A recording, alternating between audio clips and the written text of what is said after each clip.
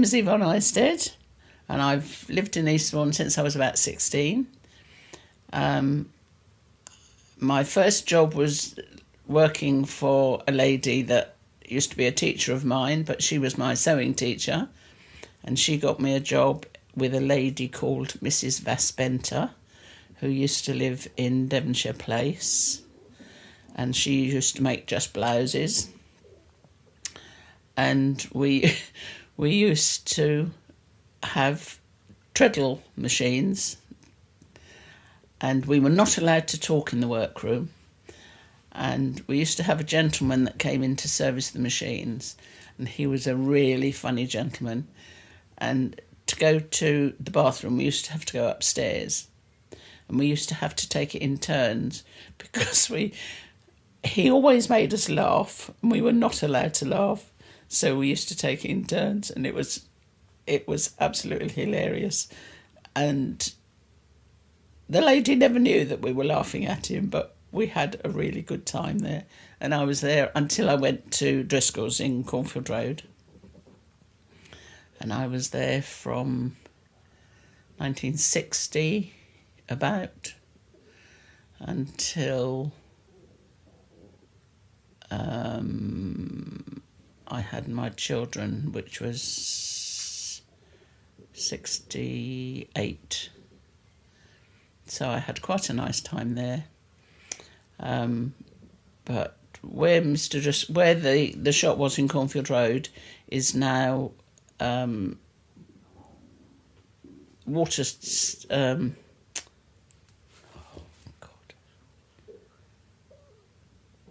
restaurant. Cornfield Garage used to be to the side of it, and we used to have to go down the side of Cornfield Garage down to the basement to go in the morning, and then we used to have to go up through the shop to the workroom upstairs.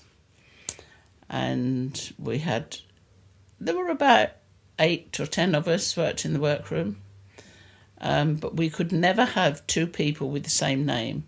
So if anybody came to be an apprentice, and they say we had somebody called Mary, which we did, and somebody else came with the name of Mary, Mr. Driscoll used to say, well, have you got a second name? Yes, my name's Susan Mary.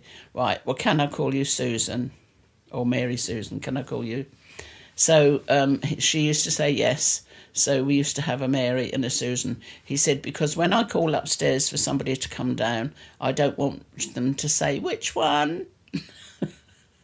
So we were all different names, and there was Pam and Elizabeth. Mary used to go with Mr. Driscoll up to London to fit the Queen and Princess Margaret and the Queen Mum, which was quite exciting for her. But we just used to have the work to do.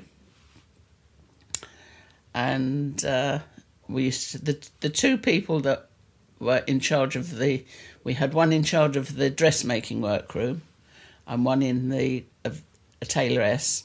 It was Miss May was in charge of the dressmaking, and Florrie was in charge of the tailoring. But Mr. Driscoll would never, ever cut out green on a Friday because he was superstitious. But one lad that worked at Driscoll's, I shall never, ever forget. His name was Tony Brady, and he was training to be a tailor. And he made a collar, and you prick-stitch a collar, prick-stitch the canvas inside the collar. And he took it to Mr. Driscoll, and Mr. Driscoll said, yes, Tony, that is absolutely perfect. He said, it's too perfect. You can undo it and do it again. He said, because our customers pay for imperfection and not perfection. And I shall never, ever forget poor old Tony. I don't know what he's doing now, but I shan't forget him. And then Sainsbury's used to be opposite in Cornfield Road, the first Sainsbury's shop. And we used to go over there and get our lunch. And when I I got married when I was at Driscoll's, and then I left when I was pregnant, and the way I got to know Eastbourne really was the first job that I had. I used to have afternoons off, and I used to walk around Eastbourne, sort of to find my way. Cornfield Road, Terminus Road. I used to walk up to the Beachy Head, and it has so changed everywhere, really. And Cornfield Road has the garage that was in Cornfield Road has still got the name over the top of the restaurant that they've got there now. One little story which is quite fascinating. I used to walk to work from Cavendish Place up Ashford Road, and when I got to the top of Ashford Road, somebody, or I thought it was somebody, used to wolf whistle every morning. So I just got that I ignored it. But I suddenly learnt one day that this wolf whistle came from a parrot. So I was deflated.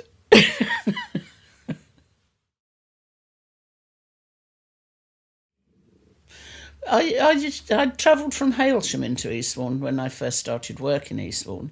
I used to go in on the bus, and we had Mary.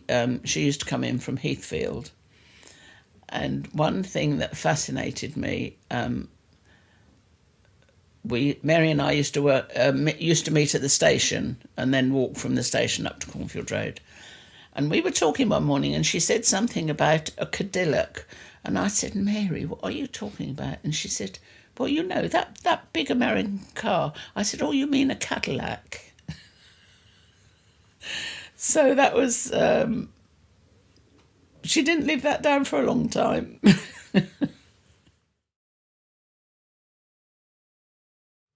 Yes, my children used to go to the pit. Well, one particular daughter, my eldest daughter, used to go to the pier to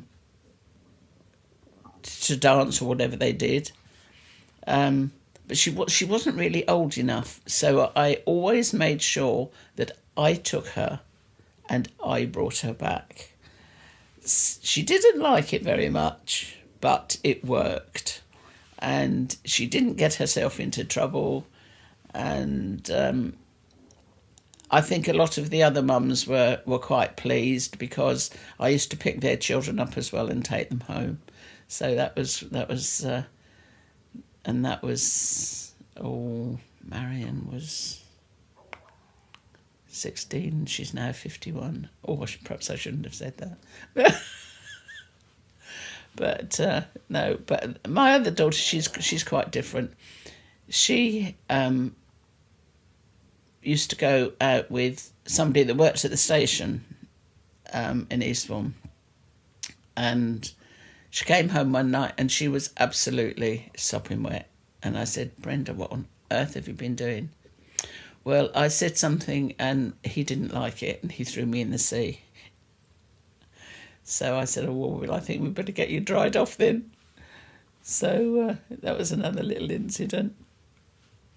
And my son used to work at the theatre, at the Congress Theatre, and he was there several years, but he now lives up in Coventry. But he loves the theatre, and he always wanted to really work in the theatre, which he doesn't do now. He works restoring cars and things. Oh, yes, I've got a story about that. I was out one night, and I hadn't been driving all that long, and we went down to King's Country Club to for a dance, and they used to have huge, great containers with plants and things in.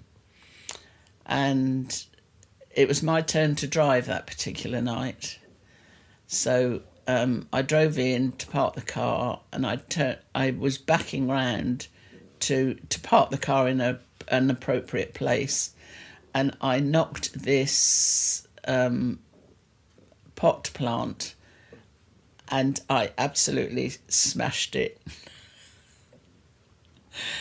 So that didn't go down very well, but they were very nice about it, I must say. Very nice about it. Yes, I did. I love the military bands, and it was in the summer. I used to walk along when I worked in Eastbourne. I lived in Eastbourne, and I used to walk along the seafront, and I always used to go to listen to the bands. And one thing I liked was it was like a crescendo. You used to start walking from down near the pier and walk up the seafront, and as you got closer to the bandstand, the music got louder and louder, and it was absolutely beautiful. I loved it.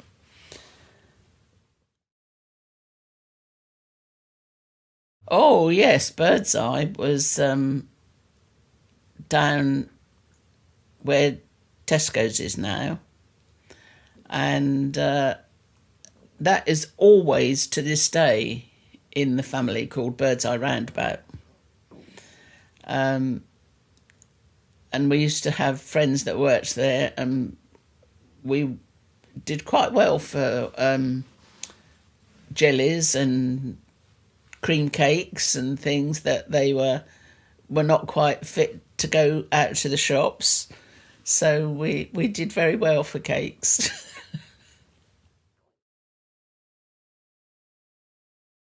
Vickers, the hat shop that used to be in Terminus Road, that had the concave window. It was quite fascinating. People used to walk along Terminus Road, and they weren't actually looking at the hats in the window. They were looking at the window because it was so unusual. I think they used to get quite a lot of visitors looking at their window. When I started work for Mr. Driscoll, he used to be head cutter and fitter for Hartnell when he worked in London. And then he started his own business and came down to Eastbourne and opened this shop in Cornfield Road.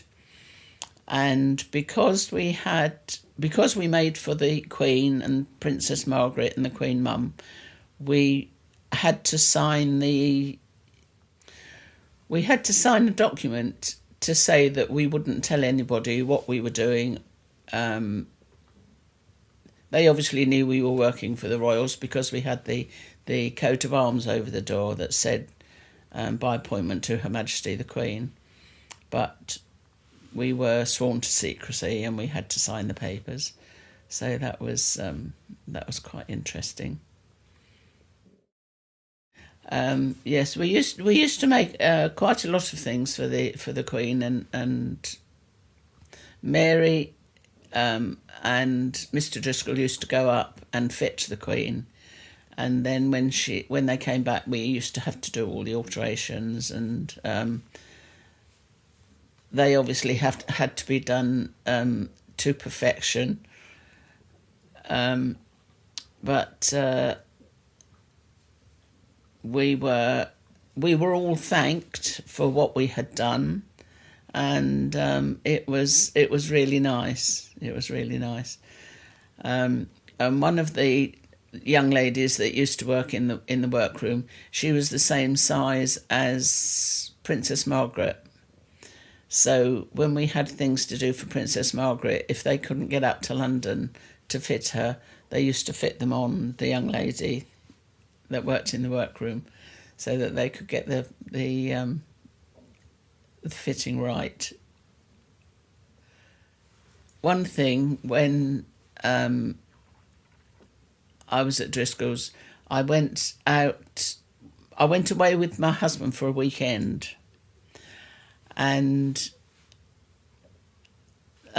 we had a scooter in those days, and we got stuck. We got a puncture, and it was in the dark, and there was no way we were going to be able to get home because we were not in the AA or anything like that. We'd got no spare wheel, and we had to stay in we sat in a bus shelter all night, and which made me late for work, or I didn't go in the next day. I can't really remember.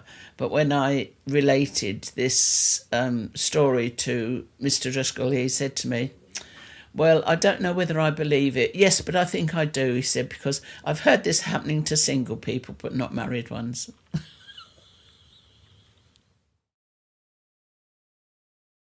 Yes, I planned to stay in Eastbourne. When I moved into my bungalow that I'm in now, my children said to me, "Why don't you move somewhere where you're going to be looked after?" And I said, "No, this is my last move." I said, "The next move is going to be a pine bogs job." "No, Mum, no, Mum." But no, I like it here, and I've got trees and the sun. I can see the sunshine, and it's beautiful, and I love it here. So this is me till the end.